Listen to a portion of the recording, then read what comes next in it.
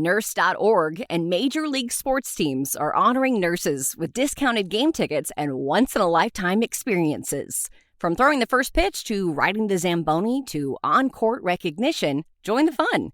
Visit nurse.org/nurse night to find a nurse appreciation event near you and grab your discounted tickets today. You're listening to Nurse Converse, presented by Nurse.org, a collaborative podcast amplifying diverse nurse voices. Get ready for a dose of inspiration, a sprinkle of education, and a whole lot of community. Hey, it's your girl, Enfermera Mami, aka Nurse Reb, and today I'm coming at you with the Nurse Converse podcast, Season 2, by Nurse.org. My name is Rebecca Leon, and I recently received my Master's of Science in Nursing Education and am recently received my Nursing Professional Development Board certification. I am also a proud member of the National Association of Hispanic Nurses. And today, in this episode, I want to come with a story of empowered voices, nurses advocating for change at the Hispanic Health Policy Summit. First and foremost, I want to give a huge shout out to the National Association of Hispanic Nurses and specifically the Policy and Advocacy Committee for planning and hosting the Hispanic Health Policy Summit. This episode is going to give you a brief overview of the conference, the speakers, and of why our voices as nurses matters, especially as it relates to policy, advocacy, and change in the healthcare system and nationwide. But first, I want to give you a brief overview of the National Association of Hispanic Nurses, or NAHN, and what the Hispanic Health Policy Summit is and why it matters. The National Association of Hispanic Nurses is a nonprofit organization committed to ensuring high-quality healthcare delivery to Hispanic communities and fostering professional excellence among bilingual and bicultural nurses since its founding in 1975. So this is our 50th year. NAHN has established itself as the nation's leading professional society for Latino nurses, boasting over 40 chapters and more than 3,000 members. As the foremost Hispanic nursing organization in the United States, we represent the interests of 63.7 million Hispanics across the country. And together we advocate for the 2.2 million Hispanic healthcare workers, including 328,000 Hispanic nurses that constitute 9.2 of the nation's nursing workforce. Our organization is dedicated to championing healthcare policies that promote the health and well-being of the Hispanic community and beyond. So now that you know a little bit about our organization, the Hispanic Health Policy Summit is only in its third year, and we have been able to establish a legacy of advocacy as Hispanic Latinx nurses just in this time.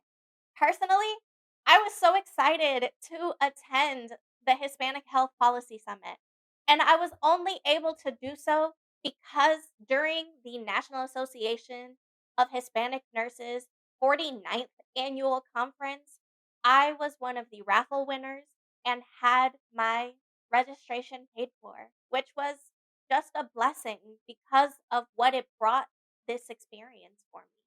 For me, as a Latina nurse and as an immigrant, this was such a special moment because I never imagined myself being able to go to the steps of Capitol Hill and advocate for my community, not just the Hispanic Latinx community, but for the nursing workforce as a whole. I had a moment of reflection where I was really just sitting there sipping my coffee, looking at the Capitol building in the distance, and I just couldn't believe that I had recently just been inside of those walls, advocating for nurses like myself and for people like us. For me, attending this summit made me realize that nursing is more than just patient care. It's about shaping the systems that determine patient outcomes.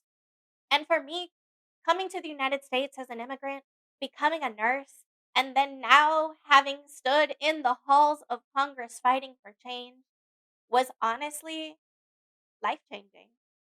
Now, to get into the meat and potatoes of the conference, it was a 2-day conference that took place in Washington, D.C., just off of Capitol Hill.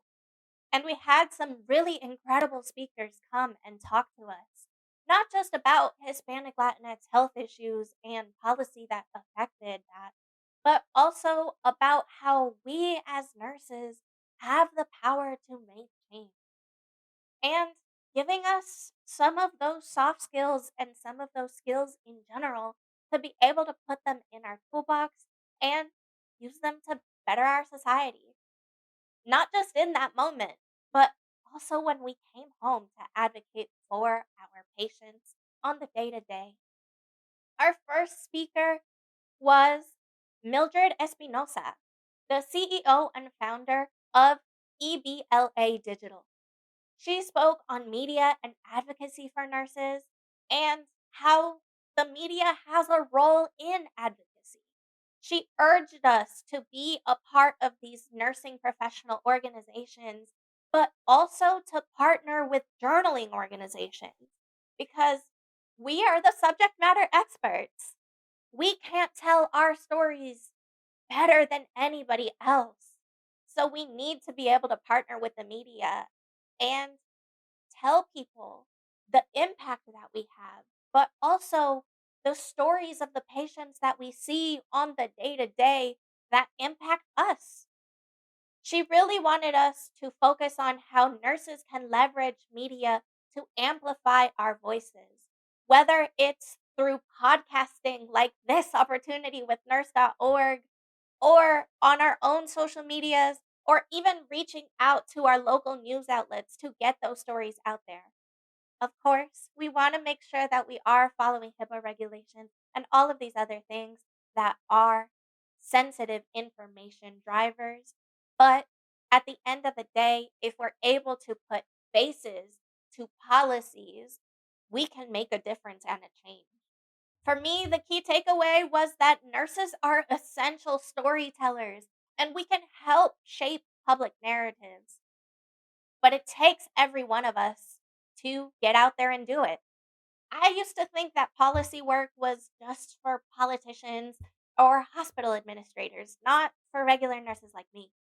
But we are the storytellers, and we see the human impact of policies every day at the bedside.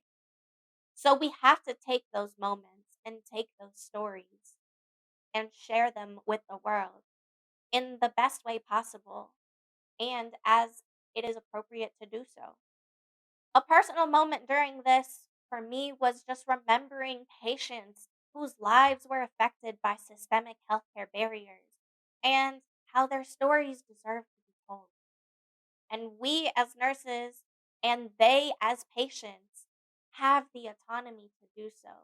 But sometimes we don't feel empowered to do so.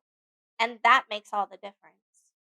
Up next, we had a conversation about fixing the U.S. healthcare system with guest speaker Vicente Guillermo.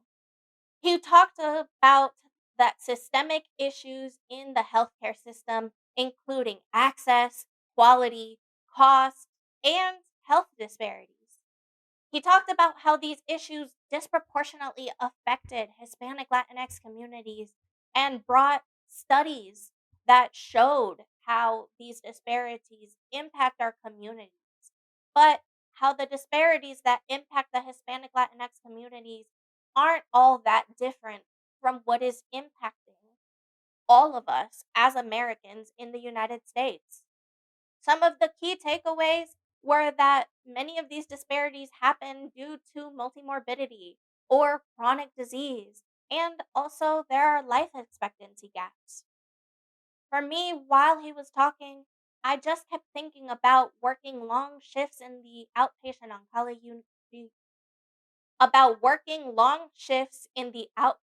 oncology unit and seeing patients struggle with access to care for chemo, insurance denials, and also the social determinants of health.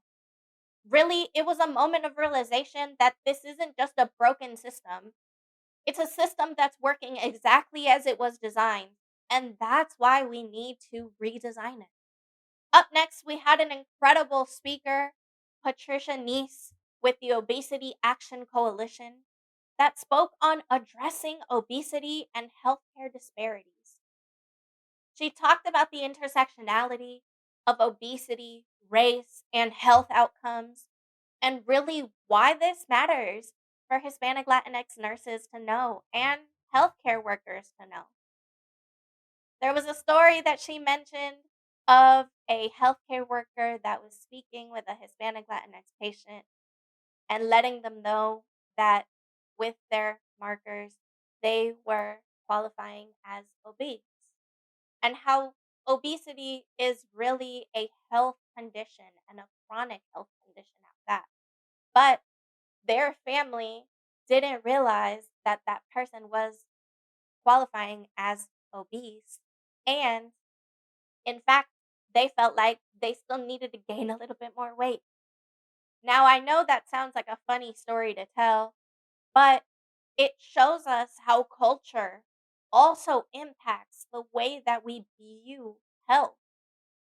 And in my own experiences, seeing firsthand how Hispanic Latinx patients are often dismissed, misdiagnosed, or not properly offered treatment, it really was heartbreaking, especially seeing how obesity and weight stigma affect our patients and affect our views of them as healthcare providers.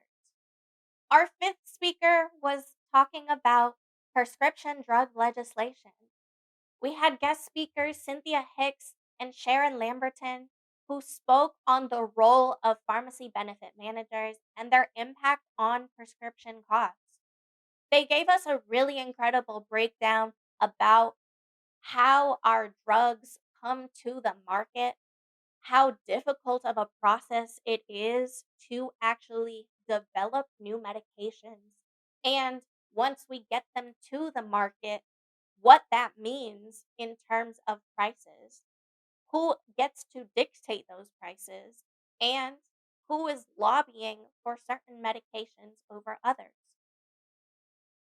They gave us some legislative updates on the federal and state levels and talked about what nurses can do to advocate for affordable medications for all of us.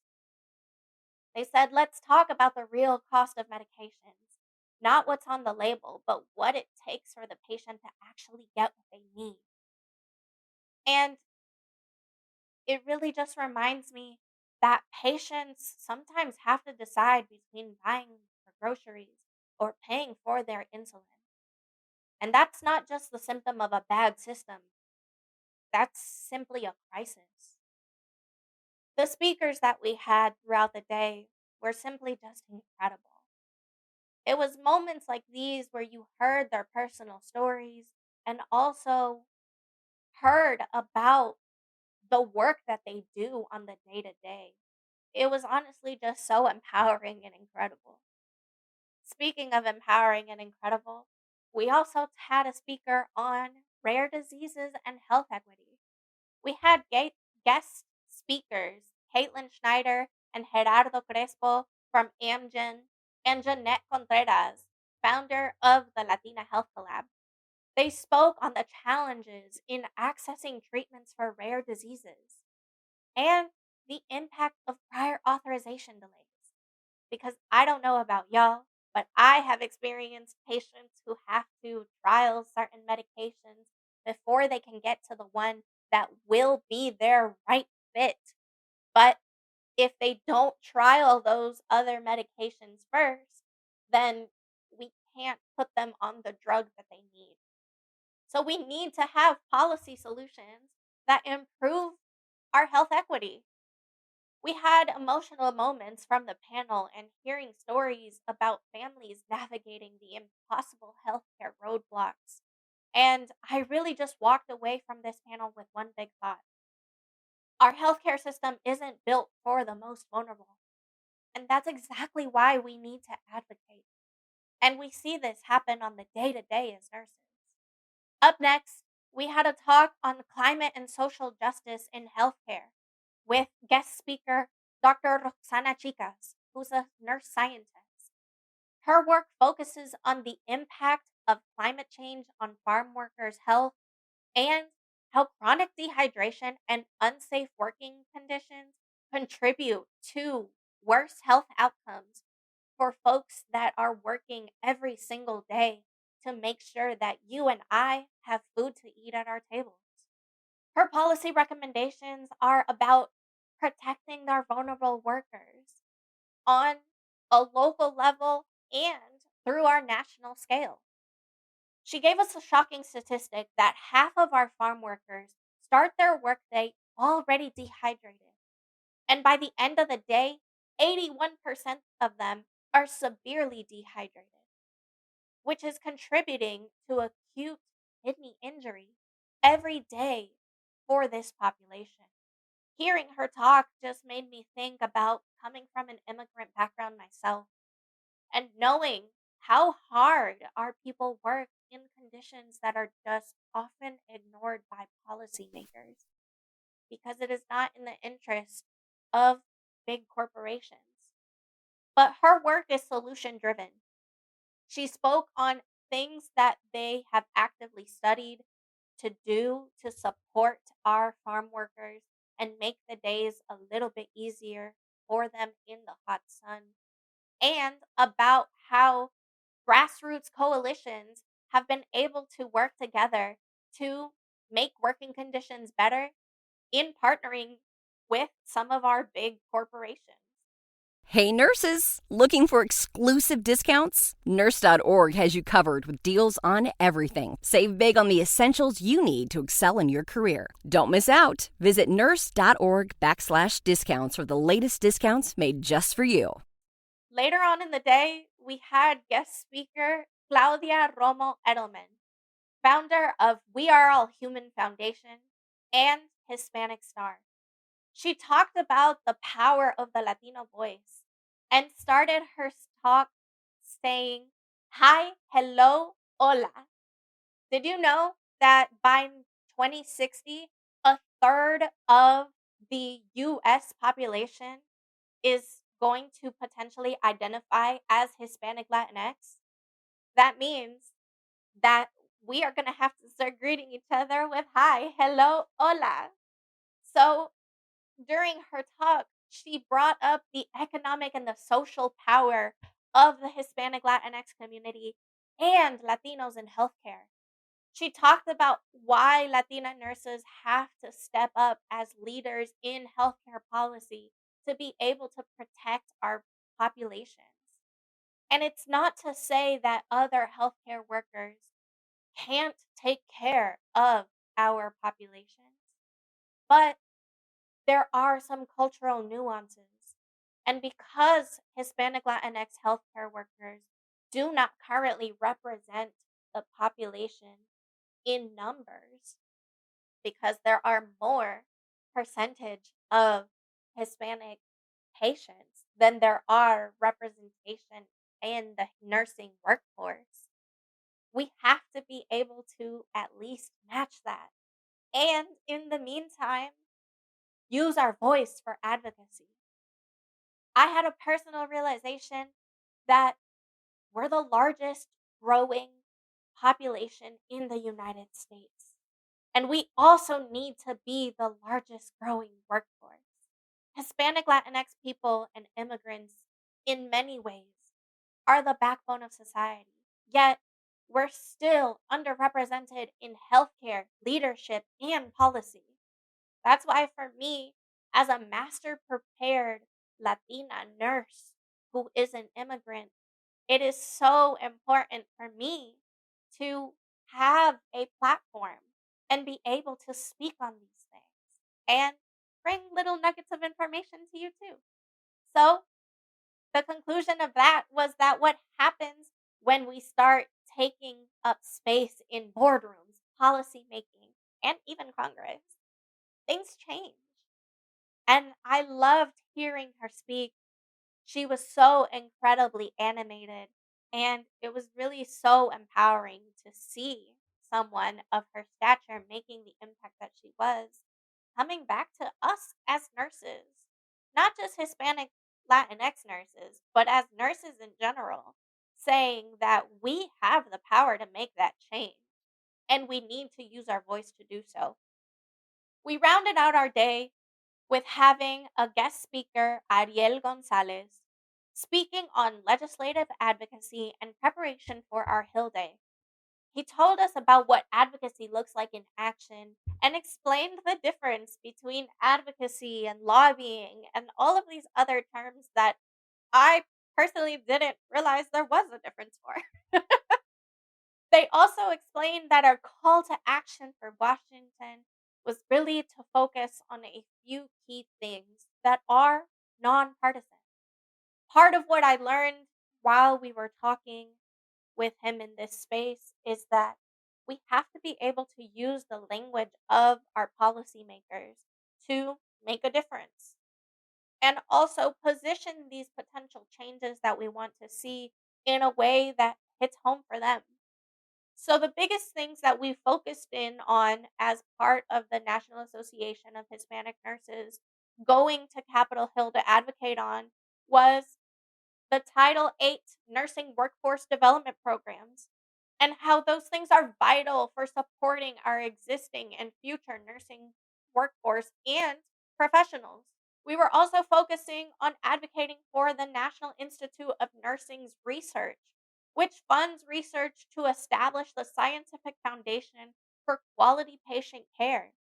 We focused on access to equitable healthcare and how essential it is for promoting and maintaining health prevention, managing diseases, reducing unnecessary disability and premature deaths, and ultimately achieving health equity for all Americans. Healthcare is not a privilege, it is a right. Every day we are dealing with more complex patients and more complex health issues. So everybody deserves to have access to the care that they need. We also focused on healthcare education and the workforce and how the US falls short on meeting the demand for nurses, and nurses represent the largest segment of the healthcare workforce. 6.9% of registered nurses specifically identify as Hispanic Latinx. And we need to increase that number to match the population that we serve. And it's essential to foster interest in the nursing profession among new nurses to help fill that gap, which really requires having affordable, accessible programs for nursing students and having qualified educators to train the next generation of our nursing professionals.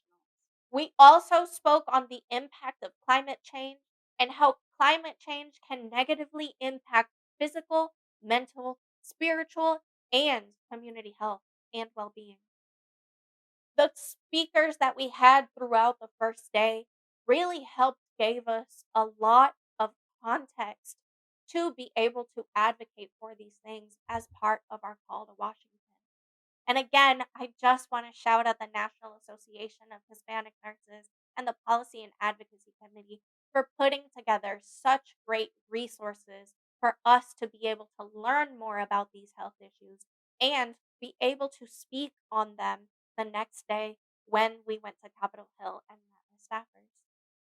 So, as part of day two, we also learned about diversity, equity, and inclusion and belonging in the nursing workforce. We had guest speakers Ruby Alba and Lois Lopez, who are members of the National Association of Hispanic Nurses, and they spoke on anti diversity, equity, and inclusion legislation and that landscape and the impact on nurses, and really about why belonging matters so much in healthcare spaces. They spoke on how nurses have the ability to impact these spaces and rooms, but we have to be there to do so. Belonging is the difference between staying in nursing and being burnt out, between speaking up for a patient and staying silent. So, as nurses, it's our duty to do so. Later on that second day, we went over to Capitol Hill to have our experience meeting with representatives. I personally met with the representatives of the state of Georgia and their staffers because that's where I live. I met with the staffers for Senator Warnock, Senator Ossoff, and Representative Lucy McBath, which was honestly such an incredible experience. And again, being an immigrant, being a nurse, I honestly felt out of place because you always hear about Capitol Hill and politicians doing the work that they do, but I never envisioned myself as a nurse being empowered in such a way to be able to go in those offices, speak on those call to action items, and really make something happen out of it. As I walked into the Russell Senate office building, truly my heart was pounding. I was about to meet with the people who advocate for and shape the very policies that impact our patients and our professions. And the weight of that, the responsibility of that, was not lost on me at all. I truly felt so honored. And with the preparation that we had with the day before, I felt like I was ready to make a difference and just share my personal story. Meeting with Senator Warnock's team, I really realized just how much our voices matter. I was scared, I'm not gonna lie. I was a little nervous because I didn't know what that experience was going to be like. But after I finished speaking with the staffer, I realized I didn't have to be scared because I know what I'm talking about. I am a subject matter expert on healthcare and my personal experience and the patient's experience of the people that I take care of every day. Meeting with Representative Lucy McBath's team, I learned about how nurses can really cut through the noise of politics. With so much information coming out on the day to day, the staffer imparted me some very wise words that everybody, no matter who you are, has a personal connection to nurses. We are able to get information, understand the impact of it, and disseminate it in a way that is impactful because everybody knows a nurse or has been impacted by a nurse, whether it's through their own experience, family experience, or friends. So, as nurses, we have the ability to cut through the noise and get facts to the people and put faces to things that are affecting them. When I met with Senator Ossoff's team, that's truly the moment that I realized that we have to collect our stories to make change and have a voice. She let me know that every call that goes to their team is documented. Every issue that is talked about is documented. And we have to keep calling. We have to keep participating in our democracy to be able to make a difference. Like I said, as an immigrant, I never imagined that I would be there. But there I was, not just advocating for my patients, but for my community, for my colleagues, and for future nurses that will walk this path after me. And I realized that that's not much different than what I strive to do every single day. And I think that's what has lit a spark for me to continue to advocate, continue to participate in these different types of programs because there are many. The National Association of Hispanic Nurses hosts this event every year moving forward, and they continue to make it better and bigger than the last. And for this experience, I am so incredibly grateful. So I urge you to go and find an organization that you can partner with that has experiences like this. Whether it's an organization like the National Association of Hispanic Nurses or one that hits a little closer to home for you. My call to action is truly that nurses have power as advocates, not just in the work that we do every single day for our patients in their immediate healthcare need, but also for policy and for change, especially with the ever changing nature of our healthcare climate. This was important for me just as a personal transformation and finding a newfound sense of purpose with my platforms and with the work that I want to do as a nurse. So I encourage you all to get involved in policy and advocate locally. You don't have to go all the way to Washington, D.C. to make a change, although I'm very grateful and blessed that I got the opportunity to do so. But now it really is our time to contact our representatives about the issues that matter most to us as individuals, as nurses, as advocates for our profession, and as advocates for our patients. We need to contact our representatives to support legislation that protects nurses and patients. And please be sure to follow for more for updates on nursing, policy, and nursing professional development for me, Enfermera Mami. Really, at the end of the day of the experience, I sat in my hotel room after that final meeting, and the weight of all of the moment was just sinking in. I came to Washington, D.C. to learn about policy, and I left knowing that I have a responsibility to advocate for my patients, for my fellow nurses, and for the communities I raised. So I wanted to be able to have the opportunity to share this with you all as well. So that way you can hopefully feel empowered in your voice. Feel empowered knowing that you as a nurse are a subject matter expert and you see the ways that healthcare policy change our patients' care every single day and affect their livelihood and also affects the work that we do every day. Again, I really just had such immense gratitude for this conference and for having the opportunity to attend this summit. I think what it boils down to is something that I heard from one of the staffers, that democracy is participatory and our voices as nurses matter. So we have to get out there and fight for our people. With that being said, thank you all for listening. I invite you to follow me on social media at Enfermera Mami RN.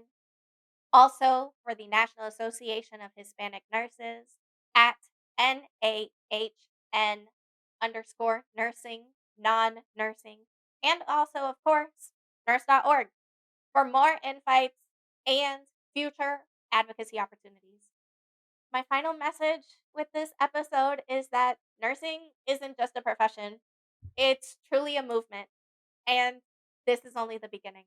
Thank you all so much for listening. And if you found this episode helpful, please rate and review the podcast. It will personally help me grow as a nurse podcaster and will help Nurse.org reach more listeners.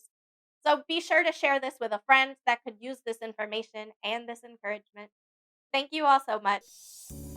Thanks for joining Nurse Converse, brought to you by Nurse.org. Help us grow by leaving a 5-star rating and review on your favorite podcast platform.